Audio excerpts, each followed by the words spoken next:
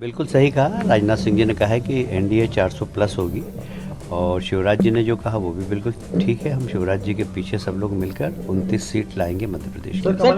मध्य प्रदेश में सीएम पद को लेकर कई दावेदारों के नाम सामने आ रहे हों और उन दावेदारों में से एक बड़ा दावेदार अगर सीएम शिवराज को लेकर यह कहे तो इसके मायने साफ तौर पर एक बड़े संकेत के तौर पर समझे जा सकते हैं। मैंने जो आपको सुनवाया वो कैलाश विजयवर्गीय, जो बड़े दावेदार के तौर पर जिनका नाम चल रहा हो, उनका ये बड़ा बयान है। उस बड़े बयान में आपने सुना कि कैसे कैलाश विजयवर्गीय साफ तौर पर जो एक लाइन कह रहे थे कि सीएम शिवराज के जो कह रहे हैं वो सही कह रहे हैं, उनके पीछे चलकर हम लोग लोकसभा में एक बड़ी जीत हासिल करेंगे, 29 सीटें मध्य प्रदेश में जीतेंगे।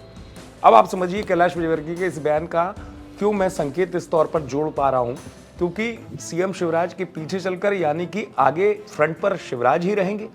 लगातार मध्य प्रदेश में कयास लगाए जा रहे हों कि आखिरकार सीएम पद किसको मिलेगा। ऐसी स्थिति में शिवराज सिंह चौहान लोकसभा चुनाव की तैयारी करते हुए नजर आ रहे हों, सक्रिय नजर आ रहे हों और ये भी दावा कर रहे हों छिंदवाड़ा जाकर कि मध्य प्रदेश में 29 सीटें जीतेगी बीजेपी।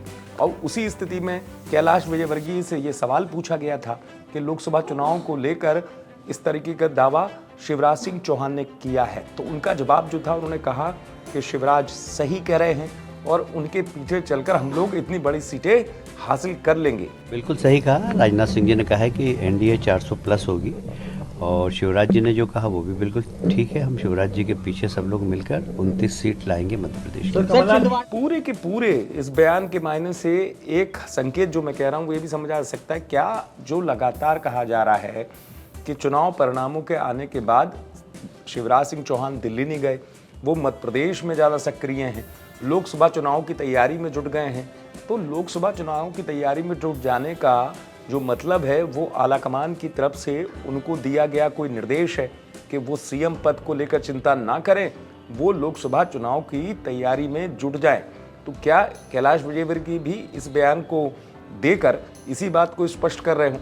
हालांकि मध्य प्रदेश में सीएम पद को लेकर कई दावेदारों के नाम उभरे, दिग्गजों को उतारने वाली पार्टी ने दिग्गजों के इस्तीफे भी दिलवाए, लेकिन इस बीच चूंकि कैलाश विजयवर्गीय ने शिवराज के पीछे चलकर लोकसभा में चुनाव जीतने की बात, जो 29 सीटों की जीतने की बात कही है, उससे मायने शिवराज से जुड़ते हुए नजर आ रहे हैं। आप देखते रहे एमपी तक।